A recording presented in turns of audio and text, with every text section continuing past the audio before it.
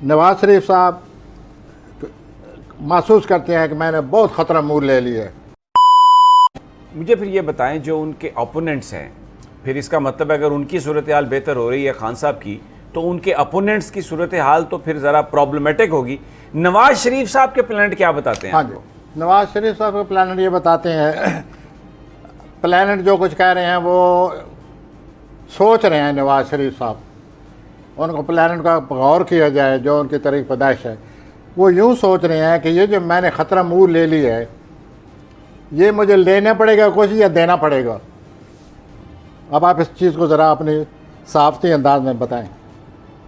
मतलब लेना पड़ेगा या देना पड़ेगा, यानी इस ये सूरत हाल में मुझे खतरा कुछ मुँह ले रहा हूं, मिलेगा या मैं मजीद नीचे चला जाऊंगा? हाँ, तो सूरत हाल यही बता रही है। अच्छा, और ये जो ख़तरा मुँह ले रहा हूँ मैं, क्या ये ख़तरा, इसके लिए मुझे क्या कुर्बानी देनी पड़ेगी या कुछ हासिल करना पड़ेगा। And he is in tension. अच्छा, इस रिस्क वाज़ेह नज़र आ रहा है। अच्छा, शहबाज शरीफ साहब को क्या, वो तो बड़े इस वक्त बड़े उछल रहे हैं और वो बस तैयार है उनकी शेरवानी, वो कहते हैं मैं तो वज़ीर आज़म बना के बना। जी, क्या होगा उनका? देखिए, हम उनको रोक तो नहीं सकते जो आप वो सोच रहे हैं, लेकिन ये जो सूरत हाल सामने आई हुई है वो ऐसी नहीं है। अगर उनकी तरीक़ पैदाइश को सामने रखा जाए तो यूँ सूरत हाल बनी पड़ी है।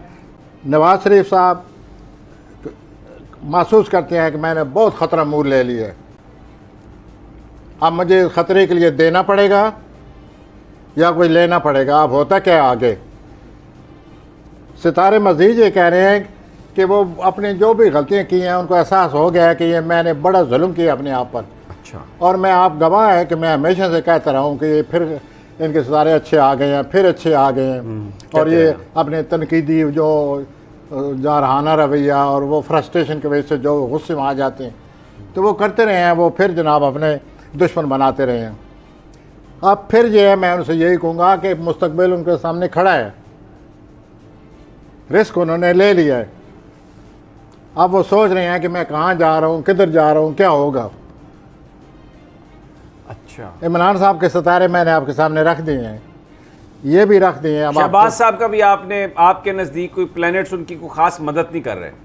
वेल, अच्छा, मरियम साहबा के तो साथ होंगे ना फिर? मरियम साहबा के सितारे जो हैं, आपने नोट किया होगा कि उनका कोई नाम ही नहीं आ रहा। बीच में कोई आपने सुना है कि उनके वो प्लैनेट उनके ऐसे हैं कि उन्होंने कल परसों ट्वीट किया कुर्सी का गम वो नहीं है जिस तरह के पहले कहते रहे हैं। क्या पहले की तरह वो अग्रेसिव है? नहीं, पहले की तरह वो तो एक स्ट्रेटजी है ना उनकी, बाबा जानी की मुज़ाकरात हो रहे हैं। चलो स्ट्रेटजी ले लें तो उनके प्लान ऐसे कह रहे हैं कि वो अब आगे जो जा रही हैं वो 23 अप्रैल के बाद उनको टेंशन आ रही है। अच्छा, 23 अप्रैल के बाद, क्योंकि उनका जो सूरज है वो अकरब में है, 27 नवंबर। अच्छा, और जब मैं जिस पीरियड का मैं जिक्र कर रहा हूँ, मई का जो हफ्ता है, उसमें यूरेनस बैठा हुआ है, सूरज का और यूरेनस का मुकाबला शुरू हो जाएगा। जब प्लैनेट का मुकाबला शुरू होता है तो टेंशन पैदा होती है। तो 23 अप्रैल के बाद सूरज यूरेनस का मुकाबला की वजह से बाजवा साहब को और मोहतरमा इनको टेंशन आ रही है। अच्छा जी।